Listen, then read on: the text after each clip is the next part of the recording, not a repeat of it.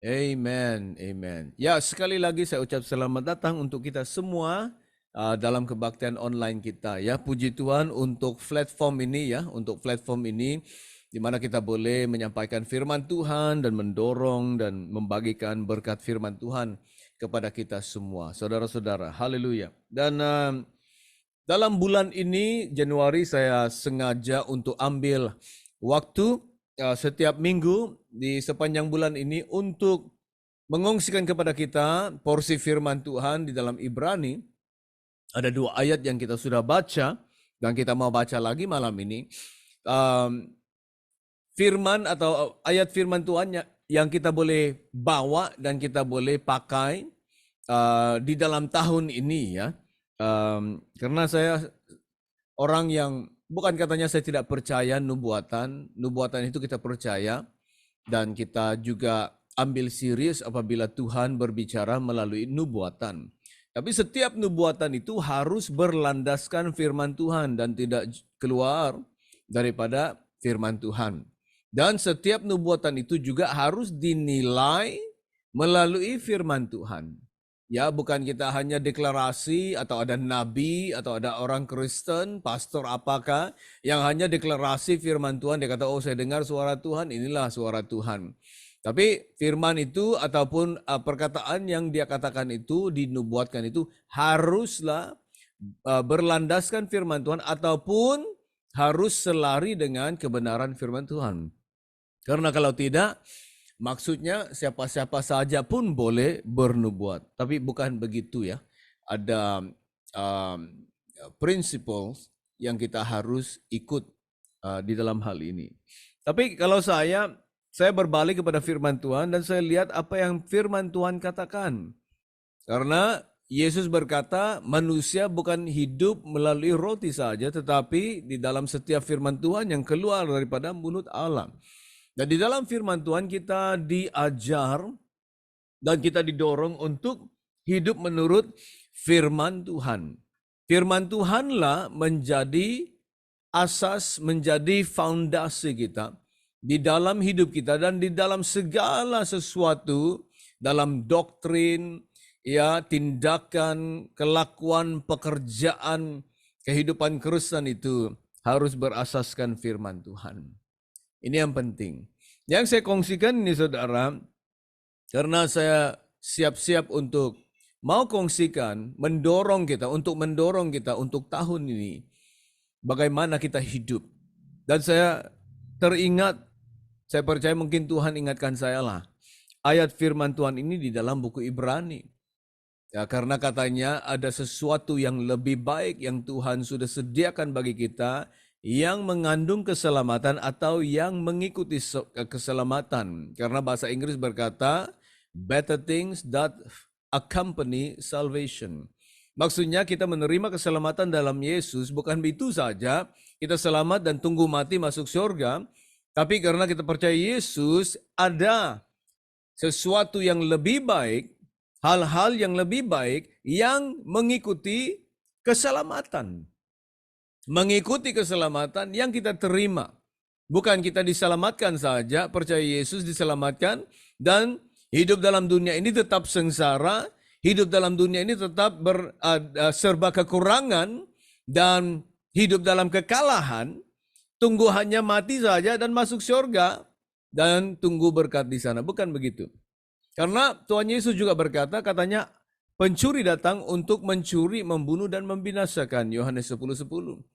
Yesus berkata, tetapi aku datang supaya mereka memperoleh hidup yang penuh berkelimpahan. Itu berbicara tentang hidup di dalam dunia ini. Kalau kita lihat Alkitab, memang Tuhan dia mau untuk memberkati kita. Dia mau menjadikan kita saat kita terima percaya dia mau hidup kita itu berubah menjadi lebih baik. Dari hidup kekalahan menjadi hidup yang penuh kemenangan.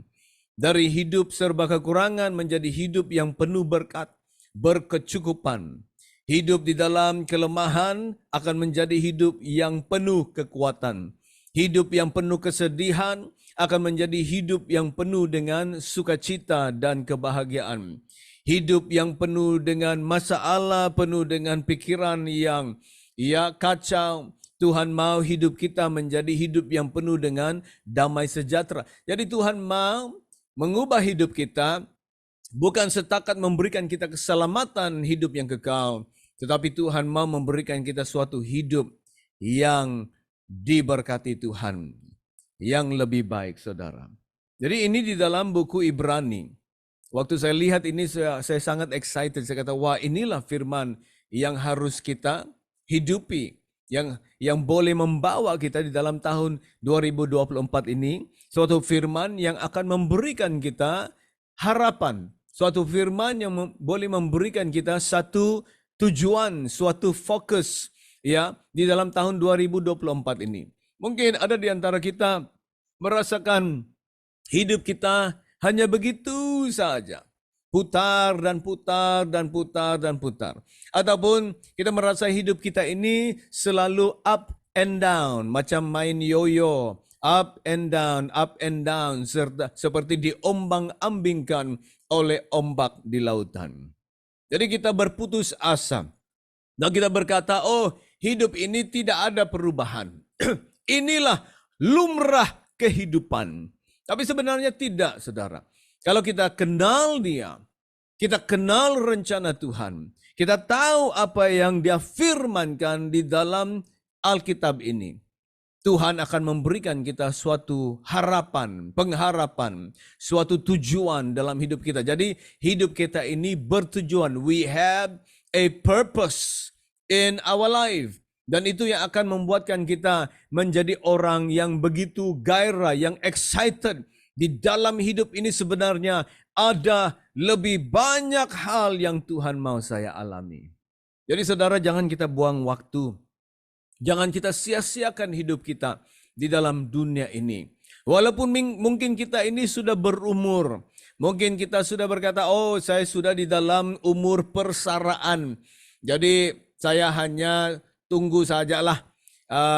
Pastime saja, pastime ya, biar waktu berlalu saja karena saya sudah dalam umur bersara, jadi saya enjoy sajalah.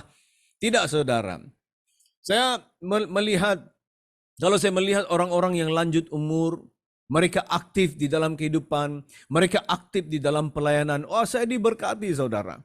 Dan saya bertanya dalam diri saya, alangkah baiknya kalau saya juga di umur mereka, saya tetap melayani Tuhan, saya tetap excited, saya tetap menyembah Tuhan, dan saya tetap bekerja di ladang Tuhan. Luar biasa, saudara. Tapi banyak orang yang sudah berumur, oh, sudah slow down, perlahan sudah mereka jalan. Oh, hidup ini tidak ada arti, hidup ini tidak ada tujuan. Jadi tidur makan, nonton TV, tidur makan, baca newspaper. Ya, karena begitu ya. Banyak yang duduk di rumah saja, tidak ada hidup, tak ada tujuan, saudara. Kalau kita kenal rencana Tuhan, kalau kita tahu apa yang Dia katakan, kalau kita tahu kemampuan Tuhan itu, kuasanya, berkatnya yang luar biasa dalam hidup kita, kita akan meletakkan diri kita karena kita gairah, kita bersuka cita. We are excited to serve the Lord in our life. Amin, saudara-saudara. Saudara-saudara, angkatlah wajahmu, lapangkan hatimu, karena di dalam Tuhan Yesus ada pengharapan. Di dalam Tuhan Yesus ada pekerjaan yang luar biasa. Di dalam Tuhan Yesus ada banyak berkat, ada banyak peluang, ada banyak hal-hal yang baik yang kita boleh alami di dalam kehidupan ini. Haleluya. Kita baca lagi Ibrani 6 ayat 9. Katanya, tetapi hai saudara-saudaraku yang kekasih, kami berkata, sekalipun kami berkata demikian tentang kamu, kami yakin bahwa kamu memiliki sesuatu yang lebih baik, yang mengandung keselamatan atau yang mengikuti keselamatan. Itulah di dalam bahasa Inggris ya. Dalam Ibrani 11:40, sebab Allah telah menyediakan sesuatu yang lebih baik bagi kita. Luar biasa. Tanpa kita mereka tidak dapat sampai kepada kesempurnaan. Kalau saya baca ini saya sangat diberkati. Karena saya tahu bahwa Tuhan telah menyediakan sesuatu yang lebih baik, dan tanpa saya, tanpa Anda, hal ini tidak akan dapat sampai kepada kesempurnaan. Maksudnya ada tujuan kenapa kita di sini. Ada tujuan kenapa kamu percaya Yesus. Ada tujuan kenapa kamu bekerja untuk Dia, melayani Dia.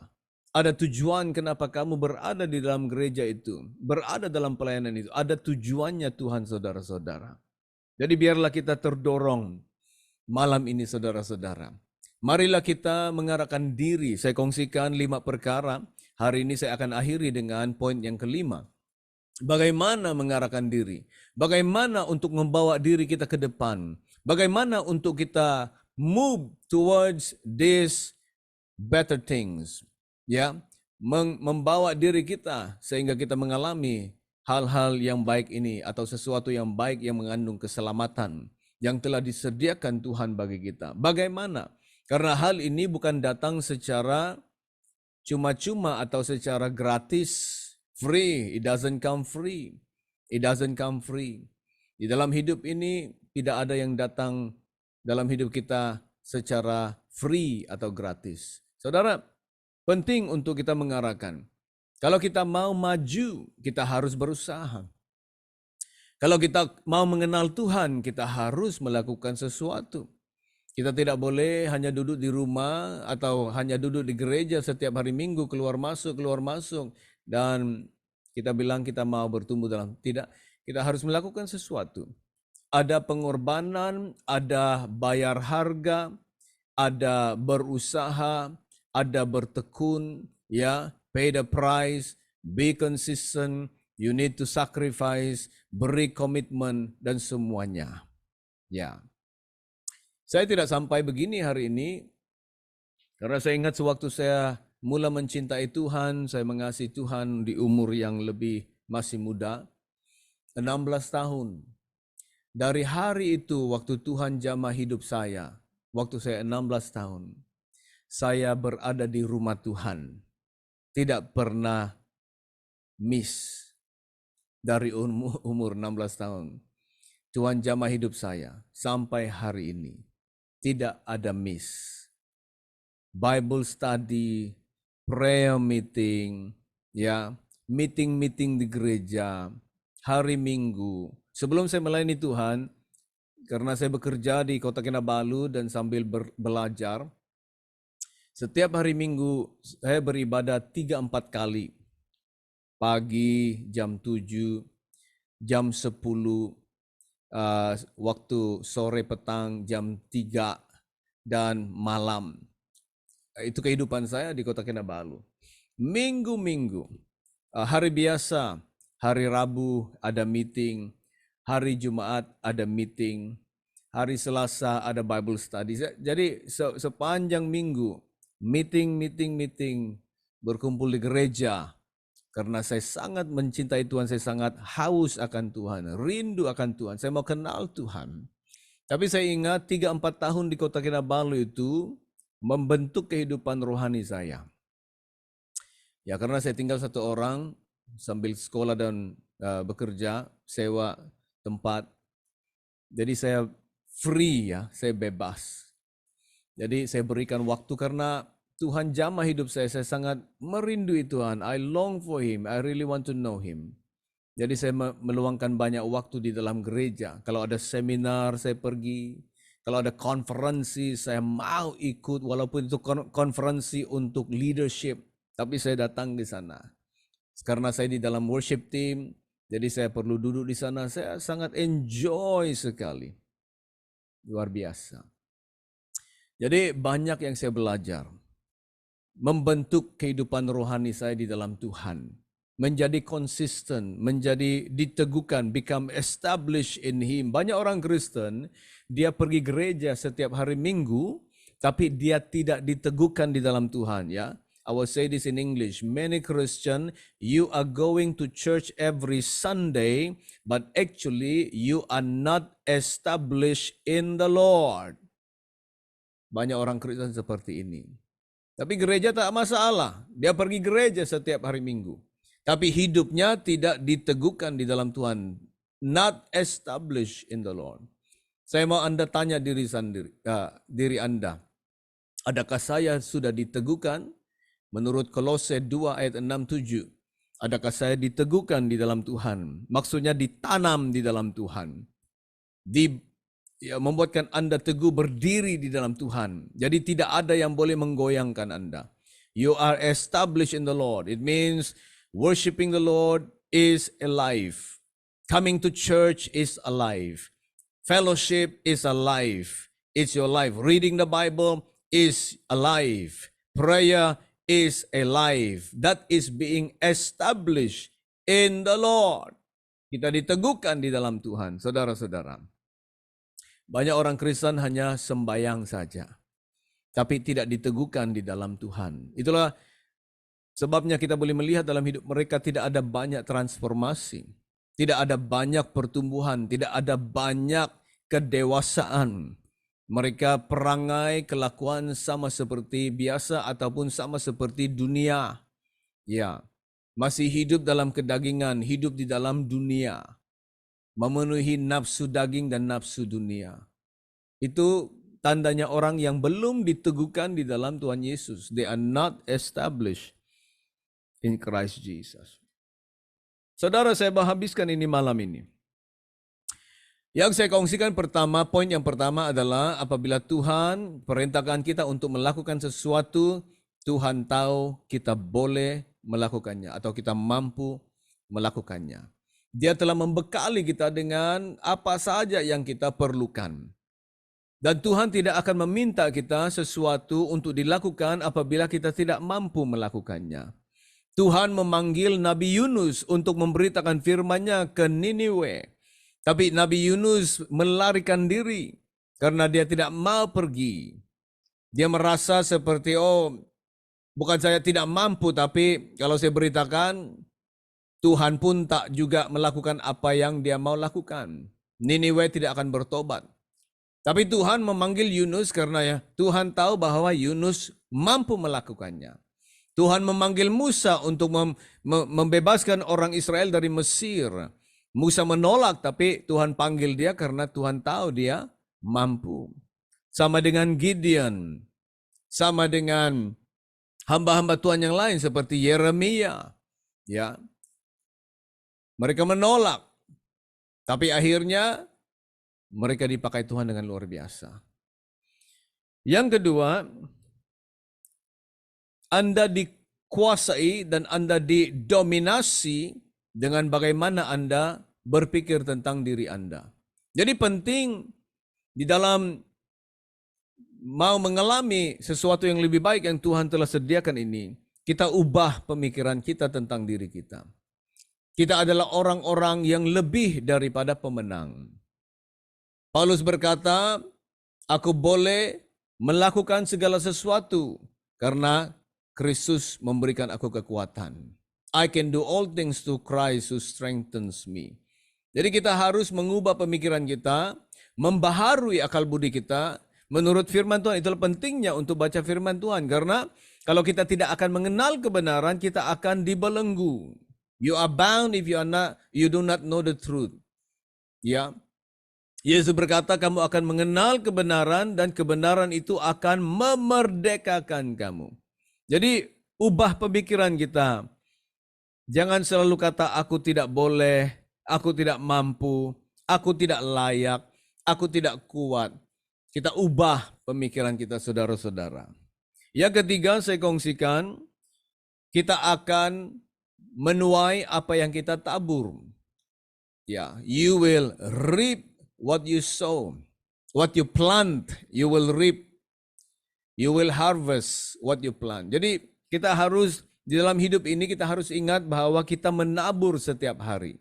Jadi karena kita akan menuai apa yang kita tabur, saudara-saudara, marilah kita tabur hal-hal yang baik. Tabur perkara-perkara yang baik. Menabur apa yang baik, supaya di belakang hari kita akan menuai. Jangan menabur kepada kedagingan, karena Alkitab berkata kalau kita menabur kepada kedagingan, kita akan menuai kebinasaan. Do not sow to your flesh because you will reap destruction. Jangan menabur kepada hal-hal dunia karena itu akan membinasakan. Jangan menabur hal-hal yang buruk, yang jahat karena kita akan menuai. Taburlah hal yang baik, taburlah perkara yang baik, perkataan yang baik, kelakuan yang baik, perbuatan yang baik. Taburlah kepada kehidupan rohani supaya kita akan menuai hidup yang lebih baik. Yang keempat saya kongsikan, perubahan itu pasti dan tidak boleh dielakkan. Pertumbuhan itu adalah pilihan. Change is inevitable. Growth is optional. Perubahan itu akan terjadi. Kalau hari ini kita tidak mau berubah, suatu hari nanti kita harus berubah. Ya. Karena sudah keadaan mendesak. Jadi jangan kita tunggu untuk keadaan mendesak datang. Kita berubah sekarang. Perubahan itu adalah untuk kebaikan kita. Mungkin kebaikan untuk pemikiran kita. Mungkin baik untuk kesehatan kita. Mungkin baik untuk hubungan suami istri. Mungkin baik untuk anak-anak. Mungkin baik untuk karier, pekerjaan atau bisnis kita. Perubahan. Berubah. Saudara-saudara, jangan tunggu untuk kita terpaksa berubah atau harus berubah. Kita berubah hari ini. Orang-orang muda, berubahlah hari ini. Yang sudah lanjut umur, berubahlah. Jangan tunggu. Banyak orang yang sudah masuk hospital, waktu dia di dalam hospital, sudah terlantar begitu, serius keadaan, dia kata, saya mau berubah. Ya. Ada yang sudah masuk jail, masuk penjara, dia kata, saya sudah mau berubah kalau saya keluar dari sini. Kenapalah tidak berubah sebelum masuk jail? Mungkin kalau kita berubah, mungkin tidak perlu kita masuk jail. Kenapa tidak berubah sebelum terlantar di hospital? Ya. Maksudnya kalau kita berubah, banyak hal yang buruk kita boleh elakkan.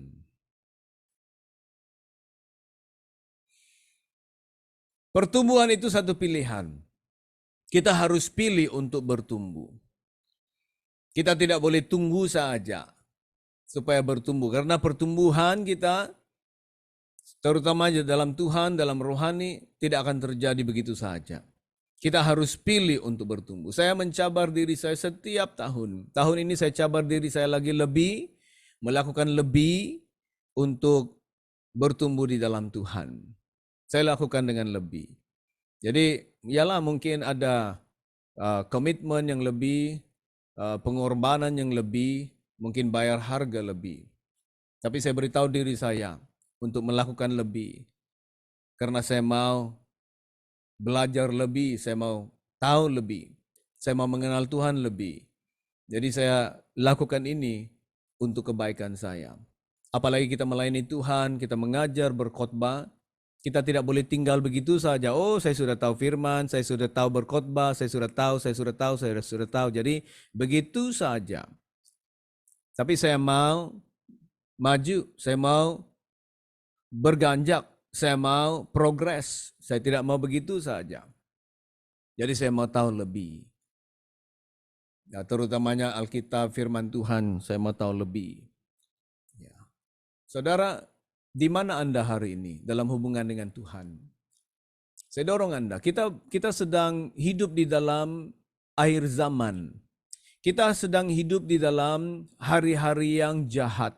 Hari-hari yang susah. Janganlah kita tunggu sampai dunia ini menjadi lebih jahat. Baru kita mau bertumbuh. Kita harus lengkapi diri kita hari ini. Dalam doa, dalam firman, di dalam kehidupan rohani yang lebih teguh, yang lebih kuat. Karena kita setia dalam Tuhan, setia dalam gereja, baca firman, berdoa, fellowship dengan orang Kristen. Jangan tunggu sampai hari yang jahat. Hari ini kita lengkapi diri. Ayo, saudara-saudara, kita sama-sama berjalan di dalam hal ini. Dan hari ini saya mau akhiri dengan poin yang terakhir nih, mungkin 10 menit lagi ataupun 15 menit lah ya. Alright? Dan saya harap Anda diberkati dan didorong untuk memposisikan diri Anda supaya Anda akan mengalami dan menerima janji Tuhan bahwa sesuatu yang lebih baik itu akan terjadi dalam hidup Anda, sesuatu yang lebih baik yang mengikuti keselamatan. Malam ini kita mau berbicara tentang Anda tidak direncanakan untuk berjalan seorangan atau berseorangan. You were not designed to navigate life alone. Dalam hidup ini saudara, kita bukan, ya dulu ada satu movie yang dipanggil Lone Ranger. Wah, saya suka movie itu dulu, ya. Lone Ranger. Ya, tapi di dalam Kristen tidak ada Lone Ranger. Kita akan maju dan kita akan mengalami pertumbuhan, berkat dan semuanya. Kita akan progres karena ada seseorang yang berjalan bersama dengan kita. Di dalam buku Kejadian 2, Tuhan berkata, manusia tidak baik untuk manusia itu hidup seorang diri. It's not good for man to be alone. Dari awal lagi Tuhan sudah ciptakan kita, Tuhan sudah beritahu, firmankan bahwa manusia tidak baik untuk manusia hidup seorang diri. Itulah Tuhan menciptakan Hawa. God created Eve so that Adam will have a companion. Supaya Adam ada teman. Ya, jadi dari awal Tuhan ciptakan kita. Di dalam 1 Korintus 4:15 katanya, sebab sekalipun kamu mempunyai beribu-ribu pendidik, dalam Kristus, kamu tidak mempunyai banyak bapa. Karena akulah yang dalam Kristus Yesus telah menjadi bapamu oleh Injil yang kuberitakan kepadamu. Saudara, ini adalah benar di hari ini. Banyak orang Kristen, mereka ada banyak pengajar. Mereka ada banyak pendidik. Mereka kumpul banyak pendeta-pendeta yang hebat dalam hidup mereka. Tetapi mereka tidak ada bapa. Mereka tidak ada bapa rohani. Pastornya di dalam gerejanya pun dia tidak anggap sebagai bapa rohaninya. Karena dia lebih asyik mendengar pendeta dan juga pengajar di YouTube. Memang bukan salah lah. Saya tidak maksudkan yang pendeta-pendeta pengkhotbah di YouTube itu tidak baik. Ya, mereka baik, hebat. Saya pun lihat YouTube juga untuk saya belajar dan dengar, mau didorong. Kadang-kadang saya dengar Reinhard Bonnke karena saya suka cara khotbah dia. Wah, luar biasa, sangat menggairahkan. Kadang-kadang saya tengok juga Benny Hinn, saya tengok juga Morris Cerullo, saya tengok juga Billy Graham, banyak di dalam situ. Saya tengok, kadang-kadang saya nonton juga Robert Liardon karena Robert Liardon dia banyak video-video tentang sejarah gereja, ya. Church history, hamba-hamba Tuhan yang hebat dulu. Jadi saya juga lihat video untuk menambahkan pengetahuan dan juga untuk didorong. Saya juga lihat guru-guru Alkitab di dalam YouTube seperti David Pawson, luar biasa pengajar dia. Ya, Chuck Missler, Chuck Smith, banyak pengajar di dalam YouTube yang kita boleh belajar banyak daripada mereka. Kita perlu pengajar-pengajar. Kita perlu pendidik-pendidik. Tapi saudara, kita perlu bapa rohani.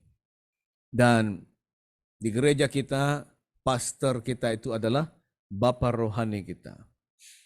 Nah, di dalam hidup ini, kita memerlukan sekurang-kurangnya 3 jenis hubungan.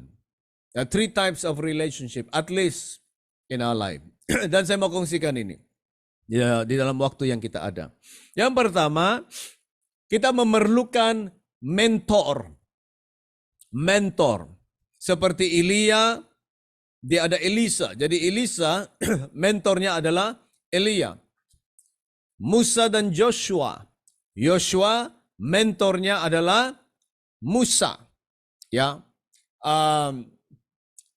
kalau kita lihat Paulus ada Timotius dan Silas.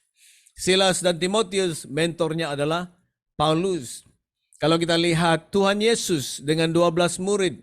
12 murid itu mentor mereka adalah Tuhan Yesus. Jadi penting untuk kita semua ada mentor. Mentor ini dia seperti juru latih ataupun coach, life coach, ataupun spiritual director. Ya, kita punya ketua rohani, discipler.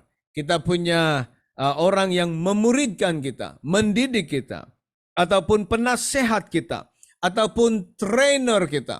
Ini adalah mentor. Jadi saudara, kita memerlukan mentor di dalam kehidupan kita. Pastor, leader di dalam gereja kita itu adalah mentor-mentor kita, ya, terutamanya gembala. Jadi penting untuk kita melihat gembala, penting untuk kita dekat dengan gembala, ya, penting untuk kita kenal gembala, ya, penting untuk kita hidup bersama dengan dia, berjalan bersama dengan dia, gembala ini, karena dia adalah mentor. Sebenarnya banyak yang kita akan belajar apabila kita hidup bersama dengan gembala, hormati dia, ya, melayani dia, mendorong dia, berjalan bersama dengannya. Banyak yang kita akan belajar, saudara-saudara. Banyak jemaat gereja dia tidak peduli. Dia hanya datang gereja saja, halo pastor, begitu saja. Tapi yang pandai itu, yang tahu itu, the smart one, mereka akan ambil waktu untuk dekat dengan gembala. Bukan di mimbar saja, bukan di gereja saja, tapi dalam hidup mereka sehari-hari. Mereka tahu, karena kalau saya dekat dengan gembala, saya akan belajar sesuatu. Karena gembala boleh sharing, boleh impartasi, boleh melihat teladan, boleh mencontohi. Saya lihat, oh begini. Ya, saya dulu waktu saya muda, baru dalam pelayanan, saya sangat gairah apabila saya dekat dengan satu pastor atau dengan hamba Tuhan. Luar biasa. Saya belajar banyak dengan mereka. Ya. Saudara, saya mendorong Anda, dekatilah pastor Anda karena dia adalah mentor kamu. Kenalilah dia, bawa dia makan atau undang dia di rumahmu atau datang ke rumah dia. Ya.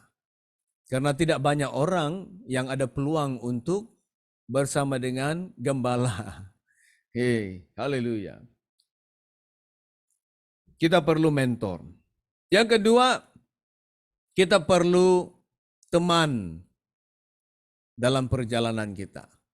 You need a fellow traveler. Hidup kita ini adalah satu perjalanan dan kita tidak harus berjalan seorangan.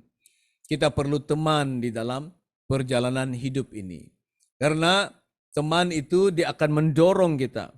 Ya, mungkin dia adalah teman Anda, friends. Mungkin dia ada companion, seseorang yang berjalan bersama dengan Anda. Apa saja, yang penting Anda memiliki teman seperjalanan. Dan teman ini haruslah orang yang setia sama Tuhan, mengasihi Tuhan. Karena kalau teman itu tidak mendorong Anda, tidak menambahkan di dalam hidup Anda, tidak memberkati Anda, dan tidak membawa Anda dekat dengan Tuhan, itu bukan teman yang sejati. Saya pilih teman saya. Saya pilih orang yang mau dekat dengan saya. Karena saya mau seseorang yang menambahkan apa yang sudah ada di dalam hidup saya, terutamanya dalam ministry. Saya kenal banyak pastor. Saya kenal banyak hamba Tuhan. Tapi bukan semuanya itu teman saya. Saya kenal, ya. Tapi bukan semua dekat dengan saya. Dan saya kenal mereka, tapi bukan semua, hanya segelintir saja yang saya buka hati saya kepada mereka. Karena penting untuk saya pilih orang yang jalan bersama dengan saya. Dan saya harap Anda juga lakukan perkara yang sama. Amsal 27 ayat 17 katanya besi menajamkan besi. Orang menajamkan sesamanya. Jadi ini yang terjadi. Itulah penting kita ada teman seperjalanan. Karena kita akan menajamkan satu sama lain. Kita belajar dari satu sama lain. Haleluya. Jadi kita belajar dari satu sama lain. Kita pungut apa yang baik dalam hidup dia. Kita belajar, kita contohi, teladani apa yang baik dalam kehidupan dia. Saudara. Dan yang ketiga, kita semua memerlukan anak didik atau menti. Kita ada mentor, tapi kita perlu ada menti. Kita ada mentor yang mendidik kita, tapi kita perlukan menti, anak didik yang kita boleh didik, yang kita boleh dorong. Dorong dia kepada Tuhan, dorong dia mendekat kepada Tuhan, dorong dia untuk setia, dorong dia untuk ke gereja, dorong dia sehingga diteguhkan di dalam Tuhan Yesus Kristus. Tanya diri Anda malam ini, siapakah yang boleh menjadi anak didik Anda? Mungkin keluarga Anda sendiri, mungkin suami Anda, mungkin anak-anak Anda sendiri. Mungkin orang muda di dalam gereja. Mungkin orang baru di dalam gereja. Mungkin orang yang kamu bawa ke dalam gereja menjadi anak didik kamu. Selalu follow up, selalu berhubung, selalu mendorong. Kalau hari Minggu diingatkan, mari datang gereja, sembah Tuhan, beribadah kepada Tuhan. Saudara, 5 perkara yang saya kongsikan dalam bulan ini akan membantu kita untuk memposisikan diri kita bagaimana kita mengalami sesuatu yang lebih baik yang Tuhan sediakan bagi kita. Karena hal ini milik kita. Hal ini mengikuti keselamatan. Saudara, saya dorong Anda. Dan saya berdoa, kita berdoa sama-sama supaya tahun ini kita akan melihat hal ini terjadi dalam kehidupan kita. Amen. Amin. Puji Tuhan. Semoga Anda diberkati. Dan kalau boleh hafalkan 2 ayat ini, Ibrani 6:9, Ibrani 11:40. Dan kalau boleh tonton videonya lagi di dalam YouTube untuk mengingatkan kita dan mendorong kita saudara-saudara. Semoga kita semua mengalami sesuatu yang lebih baik yang Tuhan sudah sediakan bagi kita saudara-saudara. Dan hujung tahun ini kita akan boleh bersaksi, memuliakan Tuhan bahwa Tuhan benar. Sesuatu yang lebih baik terjadi dalam hidup saya yang mengandung keselamatan. Mari kita berdoa. Terima kasih Bapa di surga. Oh haleluya. Terima kasih karena kebaikan-Mu, kemurahan-Mu. Terima kasih Tuhan. Karena di dalam keselamatan bukan saja Engkau memberikan kami keselamatan hidup yang kekal, tetapi Engkau telah menjanjikan sesuatu yang lebih baik yang mengandung keselamatan akan terjadi dalam hidup kami. Kami percaya. Terutamanya tahun ini kami percaya dan kami mengarahkan diri kami, hidup kami untuk mengalami, menerima sesuatu yang lebih baik yang telah Engkau sediakan. Terima kasih Bapa. Berkati semua, berkati anak-anak-Mu. Biarlah kami giat beribadah, menyembah dan melayani Tuhan. Terima kasih Bapa. Dalam nama Yesus kami berdoa. Amin dan amin. Shalom saudara-saudara, kita akan jumpa minggu depan. Tuhan memberkati. Amin. Amin. Selamat malam.